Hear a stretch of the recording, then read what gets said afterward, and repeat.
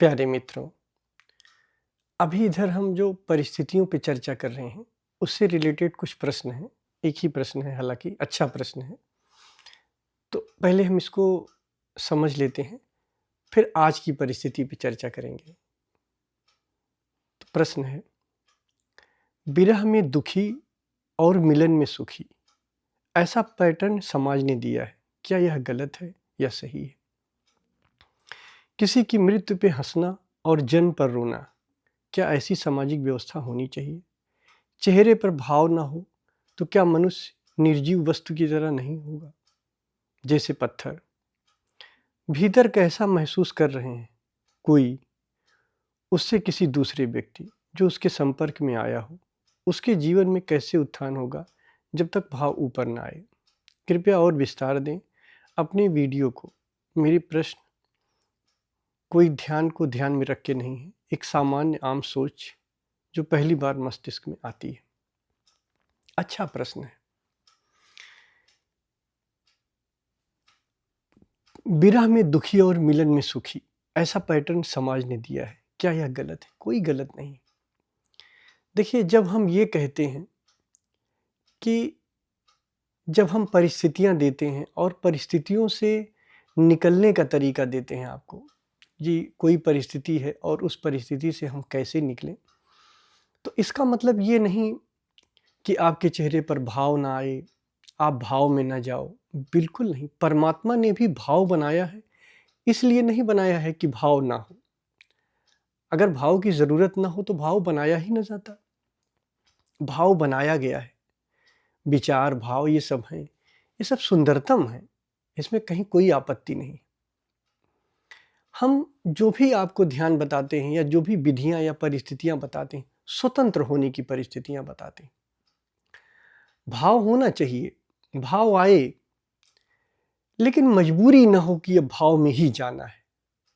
इस बात को समझ रहे हो? एक होता है कि भाव आना, किसी विशेष परिस्थिति पर भाव आएगा, कोई मर गया है, वहाँ गए हैं, दुखद भाव आए।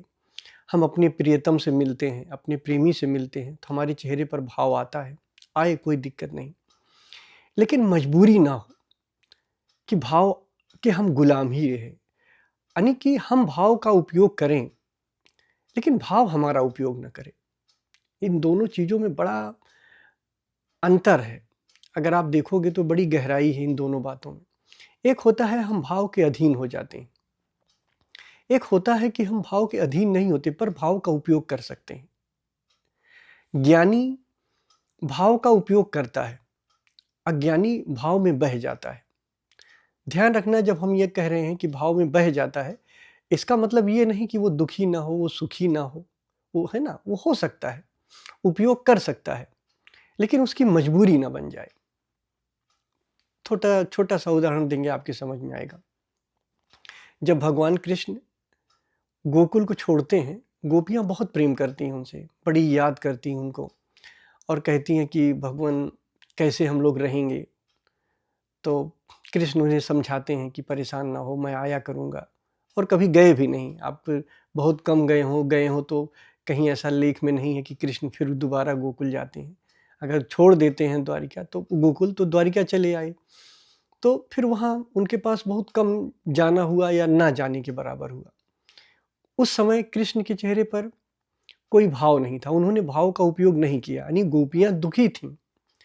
कृष्ण भी दुखी हो सकते थे और उस दुख में बार-बार वहाँ गोकुल जाते, उनकी याद में परेशान रहते, है ना? उनकी याद में उलझन में रहते, जाते, है ना? जहाँ रहते, जिस प्रेज़ेंट में बेचारे द्वारिका भी न रह पाते और गोकुल भी न रह पाते। लेकिन कृष्ण अगर छोड़ दिए तो छोड़ दिए, फिर दोबारा नहीं गए। ठीक? लेकिन वही सुदामा जब मिलने आते हैं कृष्ण से, तो कृष्ण के इतने आँसू बहते हैं कि कथा कहती है कि आँसुओं से जो पानी था, जो आँसू आँसू थे, उससे चरण रज होते हैं सुदामा के। ऐसे भाव में चले जाते हैं। समझ पा रहे हो अंतर को? कृष्ण जहाँ उपयोग करना चाह रहे हैं भाव का, वहाँ उपयोग कर रहे हैं। जहाँ उपयोग नहीं करना चाह रहे हैं, वहाँ उपयोग नहीं कर रहे हैं। वहाँ से यहाँ आना था, उपयोग कोई। कृष्ण जो छोड़ देते हैं, ज्ञानी जो छोड़ देता है, फिर उसको उसकी जुगाली कर के जीता नहीं है। कि अगर मान लीजिए हम किसी भाव को न पकड़ना चाहें, कोई भाव हमारे टूल की तरह है, तो हम बार बार उसमें वो हमको ही पकड़े रहे, जो हमारा टूल है वही हमको नचाए रहे।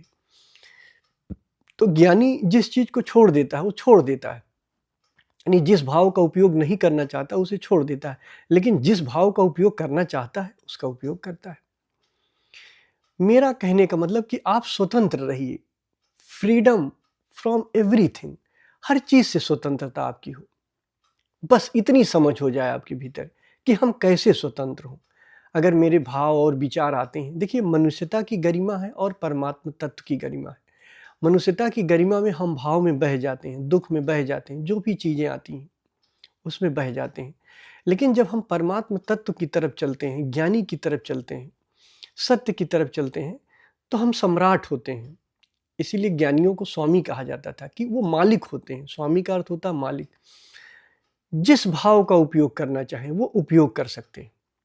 आपने सुना होगा, एक कथा और है भगवान राम की, कि जब भगवान राम को 14 वर्ष का वनवास हो रहा था, तो नगर के सारे लोग उन्हें पहुंचाने गए थे और एकदम वो पागल से हो गए थे कि नहीं, आपको अयोध्या लौटना ही है। अगर आप नहीं लौटोगे तो हम आपके साथ चलते हैं, जहां जहां आप रहोगे हम आपकी सेवा करेंगे, लेकिन वहीं रहेंगे जहां आप रहोगे। ठीक।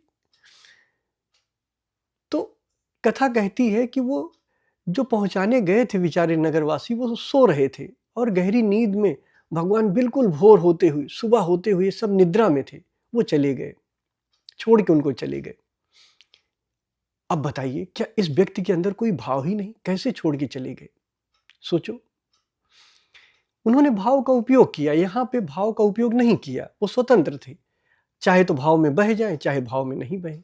वही जब वनवास से 14 वर्ष काट के और अयोध्या आते हैं, दौड़े दौड़े माँ कैकेयी के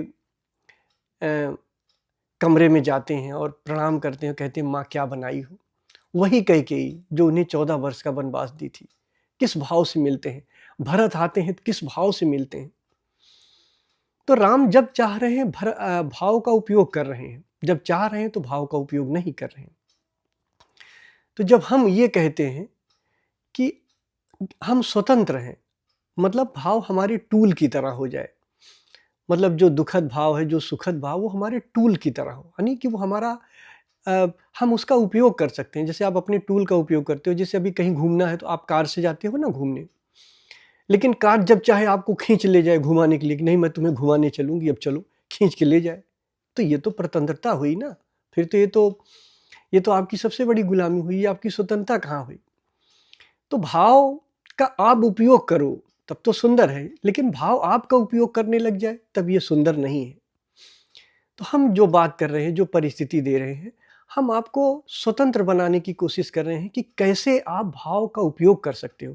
हम ये नहीं कह रहे हैं कि आपके जीवन से सारा सुख दुख आनंद खो जाए, आप निष्ठुर बने बैठे रहो, एकदम से उदास बने बैठे रहो और आप एकदम ज्ञानी बने रहो।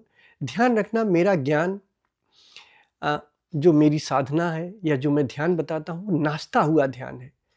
वो ऐसी शांति नहीं है जो मुर्दों में होती है, बैठे हैं चेहरे पे कोई शांति नहीं, नाचती हुई शांति है मेरा ध्यान, मेरा आनंद, या जो ज्ञानियों का ध्यान होता है, ज्ञानियों का तरीका होता है, वो नाचती हुई शांति है। उसमें शांति भी है और नृत्य भी है।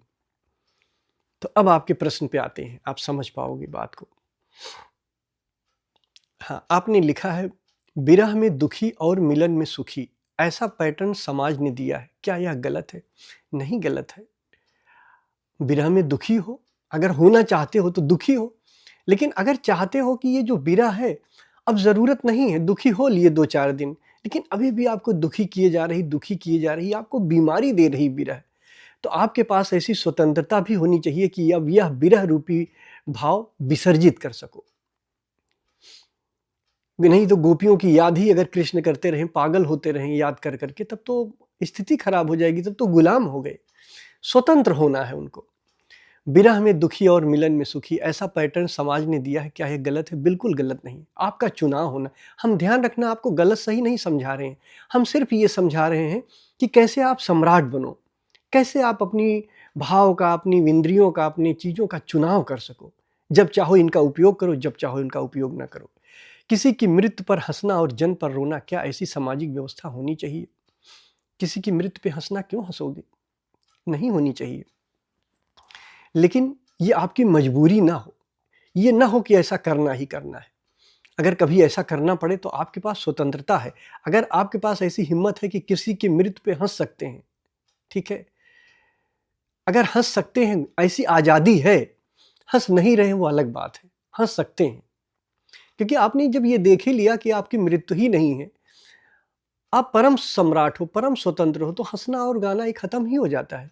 फिर रोना क्या, ये भय ही नहीं है अब मृत्यु का। चेहरे पर भाव न हो तो क्या मनुष्य निर्जीव वस्तु की तरह नहीं होगा? कृष्ण का चेहरा देखो, बंसी बजाता हुआ चेहरा देखो, क्यों नहीं भाव है? लेकिन उस भाव का उपयोग है। वो भाव कृष्ण का उपयोग नहीं कर रहा है, कृष्ण उस भाव का उपयोग कर रहे हैं। ठीक। फिर आगे लिखा आपने, भीतर कैसा महसूस कर रहा है कोई, उससे किसी दूसरे व्यक्ति को जो उसके संपर्क में आया हो, उसके जीवन में कैसे उत्थान होगा जब तक भाव ऊपर ना आएगा। भगवान कृष्ण को देखो ना, जब सुदामा मिलने आता है, छोड़ देते हैं, भूल जाते हैं कि वो राजा है। लाए भाव, भाव का उपयोग करना, चाहे भाव आया। सम्राट है ना, जब नृत्य करना चाहा तो नृत्य किया, नहीं नृत्य करना चाहा तो नहीं नृत्य किया। इसी को तो कहते हैं ना, फ्रीडम फ्रॉम एवरीथिंग, हर चीज से स्वतंत्रता। स्वतंत्रता का मतलब ये नहीं है कि एकदम बिसात से आप भर जाओ, आनंद से भरो ना। स्वतंत्रता आपके अंदर होनी चाहिए, नृत्य आपके अंदर होना चाहिए। तो ध्यान रखना, क्या सही है क्या गलत है ये हम नहीं बता रहे हैं, हम आपको सम्राट होने की कला बता रहे हैं कि कैसे आप राजा बनो, अपने इंद्रियों का उपयोग कैसे करो, अपने भाव का उपयोग कैसे करो बिना दमन के। जरूरत है तो भाव में पढ़ो, नहीं जरूरत है तो मत पढ़ो, ये आपकी स्वतंत्रता है। अब आज की परिस्थिति पे आते हैं, और बड़ी अच्छी बात तो ये है कि आज की जो परिस्थिति है ये मुझे बनानी नहीं पड़ी। एक प्रश्न आ गया है, बड़ा अच्छा लगा ये पढ़ के मुझे, तो मैं सोचता हूँ आज यही परिस्थिति पे चर्चा कर लेता हूँ। और अगर आपको भी कोई परिस्थिति समझ में आती है तो आप भी हमें मेल कर सकते हो, या अबाउट में मैंने मेल आईडी भी दे रखी है इसी यूट्यूब चैनल के अबाउट में, और मैंने व्हाट्सएप नंबर भी दे रखा है, तो आप अपनी परिस्थिति हमारे पास भेज सकते हो। अगर मुझे अच्छी लगी, अगर मुझे लगा कि ये लोगों के लिए हेल्पफुल है तो मैं उस पर ज़रूर चर्चा करूँगा। तो आज की परिस्थिति है, हालांकि इन्होंने नाम बताने से मना किया है तो हम नाम नहीं बताएंगे, बस पढ़ देते हैं इस परिस्थिति पे और हमें इस पे चर्चा करना है। प्रणाम दुबे जी। दुबे जी, मैं अपनी पत्नी और माँ के साथ रहता हूँ। मेरी पत्नी और मेरी माँ में बिल्कुल नहीं बनती, दोनों के बीच में मैं पिसता रहता हूँ, पिस रहा होता हूँ। सर, मैं चाहता हूँ मेरी पत्नी और मेरी माँ एक दूसरे को समझ लें। पत्नी की तारीफ करता हूँ तो माँ नाराज हो जाती है, और माँ की तारीफ करता हूँ तो पत्नी नाराज हो जाती है। दोनों चाहते हैं कि मैं उनकी बातें सुनूं। मैं बहुत दुखी हूँ। क्या ध्यान इसमें सहयोगी हो सकता है? सर, मेरा नाम मत लेना, वरना पत्नी नाराज हो जाएगी। तो ये प्रश्न अच्छा है, इस पे हम चर्चा करते हैं। लास्ट में इन्होंने लिखा है, पहले लास्ट की बात पे चर्चा करता हूँ। मैं बहुत दुखी हूँ, क्या ध्यान इसमें सहयोगी हो सकता है? जरूर हो सकता है, लेकिन ध्यान रखना, ध्यान आपके लिए सहयोगी हो सकता है, पत्नी और माँ के लिए नहीं। अगर दो लोगों में नहीं पटती है, जैसे माँ और पत्नी में नहीं पट रही है, तो ये एक समस्या हो गई कि उन दो लोगों में नहीं पट रही है। ठीक है, माँ के भीतर एकाधिकार की भावना होती, पत्नी के भीतर एकाधिकार की भावना होती है। मेरा बेटा है, उस पर मेरा अधिकार हो। पत्नी सोचती है मेरा पति हो, उस पर मेरा अधिकार हो। आपस में झगड़े हो सकते हैं। एकाधिकार की भावना और भी कई भावनाएं हो सकती हैं जिससे हो जाते हैं झगड़े। आपको दोनों के प्रति ईमानदार रहना है, सच्चा रहना है। देखिए, अब इसमें ध्यान की विधि लगाने के लिए पहले इसके विज्ञान को समझते हैं, इसमें लग कहाँ सकता है। तो ध्यान ये कहता है, मैं ध्यान बनाया हूँ, आप जानते हो, ध्यान ये कहता है कि अपने सुखी और दुखी होने का कारण आप खुद हो सकते हो। मतलब आपका सुखी होना, आपका दुखी होना आप पे डिपेंड करता है, किसी और पे नहीं। पहली बात। अब इस सूत्र पे अगर हम चलते हैं तो हम क्या नियम में आएंगे, हम क्या इसके बारे में सोचेंगे। मैं कारण हो सकता हूँ, मेरी पत्नी और मेरी माँ में नहीं पड़ती है, आपस में वो दोनों झगड़ते रहते हैं और वो मुझसे कुछ कहने को कहते हैं, पत्नी मुझसे कुछ कहने को कहती है, या पत्नी मुझसे कहती है कि माँ की बुराई करो, या माँ कहती है पत्नी की करो, तो मैं क्या करूँ? तो आपका एक समस्या ये हो सकता है कि उन्हें सुधार दें। जब उन्हें सुधार दें तो मैं सुखी हो जाऊँगा। यानी कि जो मेरा दुःख है उसका कारण वो है। तो सूत्र क्या कहता है? अपने दुःख के कारण आप खुद हो, तो अपने में खोजना है। हम कैसे इससे निकल सकते हैं? तो देखो, माँ और पत्नी ध्यान कर नहीं रहे हैं, तो वो समझ नहीं सकते हैं, ठीक? आप समझ सकते हो। यहाँ समस्या क्या है? यहाँ माँ और पत्नी समस्या नहीं है। माँ-पत्नी एक दूसरे से प्रेमपूर्ण रहें, एक दूसरे के साथ रहें, ठीक है? ऐसी सोच को आग्रहपूर्वक जीना दुःख है। ये जो आपके भीतर एक चाह है, ध्यान देना इस बात को, बहुत गहरी बात है। आपके भीतर एक चाह है, वो चाह कौन-सी है? कि हमारी पत्नी और हमारी माँ आपस में बना के रहें, सुखी रहें, एक दूसरे को समझें, ये चाह है, ठीक? और ये आपकी प्रॉब्लम है। सुखी रहें ये अलग बात है। आप उन दोनों के लिए चलो सामने कोई बात कर दी आपस में उनसे, तो एक बात है कि उन्हें समझा दिए कि एक दोनों आप उन दोनों को समझा दिए कि आप सही हो, आप सही हो। दोनों को समझा दिए अपनी-अपनी तरीके से। मान लीजिए किसी बात पे बहस हो रही है, आप अपना बात रख दीजिए, ठीक? जितना आपके लिए सहज है। लेकिन अगर आप ये चाहते हो कि वो दोनों परमानेंट सुखी हो जाएँ, आपस में प्रेम से रहें, और इस चाह के साथ अगर आप जीते हो, तो आपका जो दुःख है वो ये चाह है कि वो दोनों सुखी हो जाएँ, आपस में दोनों की पटने लगे। ये कभी नहीं हो सकता है। हम ये नहीं कह रहे हैं कि आपस में पट नहीं सकती है, लेकिन इस चाह से आप कभी सुखी नहीं हो सकते हो। ध्यान से समझना। तो इस चाह को विसर्जित करना है कि वो दोनों सुखी रहने लग जाएँ। अगर किसी बात पे दोनों की लड़ाई होती है, तो आप अपनी बात रख दो कि भाई इस तरीके से होना चाहिए और मैं ऐसा सोचता हूँ, ये सही है, ठीक? अपनी बात आपने रख दिया सहज रूप में। लेकिन ऐसा सोच लेना कि नहीं, वो दोनों इस चीज़ को समझ लें और प्रेम से रहने लग जाएँ। ऐसी चाह प्रबल हो गई आपकी, तो आप दुखी हो जाओगे, ठीक? फिर आपका दुःख यहीं से शुरू होता है, इस चाह से शुरू होता है। तो जब आप कभी घर में झगड़ा हो, आपस में उन दोनों की ना पटे, तो जो आपके भीतर ये चाह पैदा होने लगे, आप पहले से ही इसके प्रति अवेयर हो जाओ। इसकी संभावना देख लो कि जब दोनों में झगड़ा होता है या दोनों एक दूसरे को प्रेम नहीं करते हैं, तो हम चाहता हूँ कि वो करने लग जाएँ। तो ये जो चाह आपके भीतर पैदा हो रही है, इस संभावना को देख लो और इसको विसर्जित कर दो, ठीक? सहज है आपके लिए। माँ के प्रति ईमानदार रहो, पत्नी के प्रति ईमानदार रहो। आपका जो कर्तव्य है, आपका जो प्रेम है, दोनों के लिए कर दो कि ठीक है, आपको जो करना है कर दो। लेकिन ये मत चाहो कि वो कैसे रहने लग जाएँ, उनका जीवन है। हाँ, अगर उन्हें थोड़ा बहुत ध्यान की कला बता सकते हैं तो आप समझा दीजिए। बट आप ये ना चाहो कि वो ऐसे रहने लग जाएँ, वैसा रहने लग जाएँ, प्रेम से रहने लग जाएँ, ठीक? क्योंकि जो आपका चाह है, जो आपकी समस्या है, ये दूसरी जगह से आ रही है, और दूसरी जगह से कि दोनों में पटने लग जाए, तो प्रॉब्लम यहाँ से आ रही है। इसे विसर्जित करना है। अपनी बात आपने रख दिया, अब पटती है तो ठीक है, नहीं पटती तो ठीक है, सहज है। अब आपको उस सहजता में रहना है। यहाँ पे क्या करना है, आपको डीप ए लागू करना है। डीप ए ध्यान क्या है, क्योंकि ये परिस्थितियाँ बनी रहेंगी, पर ये इंटेंस बहुत ज़्यादा नहीं होंगी, बहुत ज़्यादा प्रगाढ़ता में नहीं रहेंगी। तो ऐसी स्थिति में मेरे भीतर क्या चल रहा है? आप घर में आए, दोनों के लिए अपना-अपना कर्तव्य जो आपका है वो कर दिए। जितना हो सकता है सहजता से एक-दूसरे को समझा दिए कि आप एक-दूसरे के साथ ऐसा रहो, दोनों सही हो, आपने बता दिया एक बार। पर फिर भी नहीं पट रही है, फिर भी समस्या बनी हुई है। तो अब आप देखो कि आपके भीतर क्या उठ रहा है। तो यही उठेगी, क्योंकि पैटर्न यही है कि आपका मन बार-बार ये कहता है, क्या कहता है कि ये दोनों शांति से रहें, दोनों अच्छे से रहें, है ना? क्योंकि दोनों ही मन है, जैसे पहले आप मन थे, अब दोनों ही मन है। आप भी मन हो, अभी भी मन हो। तो दोनों ही मन है, तो दोनों के विचार से आप दुखी हो रहे हो। तो जो आपके भीतर ये दुःख पैदा होने वाला है, इसको देखना है। तो यहाँ पे कौन-सा ध्यान लागू करना है, मेरे भीतर क्या चल रहा है।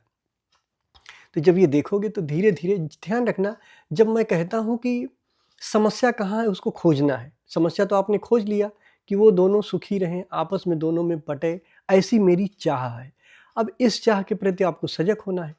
तो ऐसा नहीं कि मान लीजिए जब आपने सजग हुआ तो आप विचार चला गया आपका, और विचार चला गया तो आप सोचो सुखी हो जाओगे। कोई भी वासना उसके जड़ से, संभावना से जब तक नहीं जाएगी तब तक आप सुखी नहीं हो सकते हो। मान लीजिए ये विचार आपके भीतर से चला गया, विचार नहीं उठ रहा है, लेकिन भाव तो है कि ऐसा हो जाए, ऐसा हो जाए, वो शब्द के रूप में नहीं आ रहा है। तो वो भाव भी आपको ख़त्म करना है, विसर्जित करना है, और उसकी संभावना भी। जब हम कहते हैं कि उस विचार को विसर्जित कर लो, तो ध्यान रखना, विचार की तीनों अवस्थाओं में विचार को विसर्जित करना है। विचार की अवस्था में, भाव की अवस्था में और संभावना की अवस्था में। जब इन 3 अवस्थाओं में विसर्जित करोगे, तब विसर्जित हो जाएगा। तब आप यकीन करो, रित्ती भर उसका असर नहीं रहेगा। सिर्फ़ आप एक तरीके से आप ऊर्जा बन जाओगे, एनर्जी रहोगे, और कुछ भी नहीं रहेगा। आनंद रहेगा, नाचती हुई ऊर्जा रहेगी। सर, मैं अपनी पत्नी और माँ के साथ रहता हूँ। मेरी पत्नी और माँ में बिल्कुल नहीं बनती है। दोनों के बीच मैं पिसता रहता हूँ। पिसने की ज़रूरत क्या है? अब पिसना, जैसे वो कुछ कह रही हैं, वो कुछ कह रही हैं, तो दोनों की बात सुनो, और दोनों की सुनने के बाद जब आप पिसते कब हो? जब आप कुछ चाहते हो। ध्यान रखना, उनके कारण नहीं पिसते हो। उनके कारण जो आपके भीतर एक चाह पैदा होती है कि ये स्थितियाँ ऐसी हो जाएँ, ये स्थितियाँ बदल जाएँ, यहाँ से पिसना शुरू हो जाता है। वो कुछ कहती हैं, वो कुछ कहती हैं। जो सहज है, जो आपके लिए सहज है, उतना कर दो। जो माँ के प्रति कर्तव्य है, जो पत्नी के प्रति कर्तव्य है, उतना कह दो। इसके अलावा अगर कोई वासना पैदा होती है, तो उसे सजग होके देखो। हो सके तो एक बार समझा दो कि माँ और पत्नी, आप दोनों सही हो, या आप दोनों कहाँ-कहाँ गलत हो। अपनी बात रख दिए, अपनी बात बता दिए। पर ये आपका चाह बन जाए, आपकी पीड़ा बन जाए, इसे विसर्जित करना है। इस कारण से पिसना होता है। सर, मैं चाहता हूँ, ध्यान रखना, अब देखो यही प्रॉब्लम है। अब क्या कह रहे हो? सर, मैं चाहता हूँ मेरी पत्नी और मेरी माँ एक दूसरे को समझ लें। यही चाह दुःख का कारण है। ये नहीं हो सकता है। आप अपने दुःख के कारण खुद हो सकते हो। तो जब ये चाह पैदा हो, इस चाह को विसर्जित करना है। मेरे भीतर क्या चल रहा है? पहले तो इसे स्वीकार करना है कि हम किसी और को नहीं बदल सकते हैं, हम सिर्फ़ खुद को बदल सकते हैं। यहाँ विश्राम ध्यान लागू करना है, स्वीकार भाव करना। आपने विश्राम ध्यान किया होगा। और दूसरा क्या लागू करना है? मेरे भीतर क्या चल रहा है? तो जब ये चाह चल रही होगी, तो ये चाह विसर्जित हो जाएगी। लेकिन ये विसर्जित जो चाह हो, तीनों अवस्थाओं से हो जाए, विचार, भाव और संभावना। तब आप उस अवस्था में आओगे जहाँ आनंद है, जहाँ हम कह सकते हैं कि अब आप इससे मुक्त हुए। पत्नी की तारीफ करता हूँ तो माँ नाराज हो जाती है, और माँ की तारीफ करता हूँ तो पत्नी नाराज हो जाती है। ये नेचुरल है, एकाधिकार की भावना है, दोनों आपको चाहते हैं। समझा दो कि हम दोनों को प्रेम करते हैं, पर फिर भी वो नाराज होंगी, क्योंकि वो एकाधिकार की भावना है, दोनों के भीतर ये रहेगी। ये सामान्य बात है। कुछ लोग कह देते हैं, कुछ नहीं कह पाते हैं। ज़्यादातर मन में उठता है ये चीज़ें कि पत्नी की तारीफ करोगे तो माँ नाराज हो जाएगी, माँ की करोगे तो पत्नी नाराज हो जाएगी। तो अगर ये आपको पता है कि जब मैं एक दूसरे की तारीफ करता हूँ तो एक दोनों नाराज हो जाती हैं, तो संभावना को पहले देख लो। जहाँ तक हो सके ना तारीफ करो। ठीक? और माँ की तारीफ करता हूँ तो पत्नी नाराज हो जाती है। दोनों चाहते हैं कि मैं उनकी बातें सुनूं। जो सहज है, सुनो। बातें सुनने में कोई दिक्कत नहीं है, लेकिन बात सुनने के बाद आपके भीतर जो चाह बनती है कि ऐसा हो जाए, एक आग्रह बनता है, वहाँ प्रॉब्लम है। बातें सुनो, और बातें सुनने के बाद जो आपसे सहज हो, जितना कर सकते हो उतना कर दो। हम किसी को हम यही हमारी प्रॉब्लम है, जब हम जिससे जुड़े होते हैं, हम सोचते हैं वो भी बदल जाए। तो बदलने के लिए ध्यान कराओ, सूत्र लागू दो उनको, सूत्र बताओ। मैं बहुत दुखी हूँ, क्या ध्यान इसमें सहयोगी हो सकता है? ठीक? तो मैंने बताया आपको, कोशिश करना इस पे, समझना जो मैंने बताया है, बहुत अच्छे से आप कर लोगे। बाकी अगर इससे रिलेटेड और कुछ बात हो तो आप पूछना। धन्यवाद।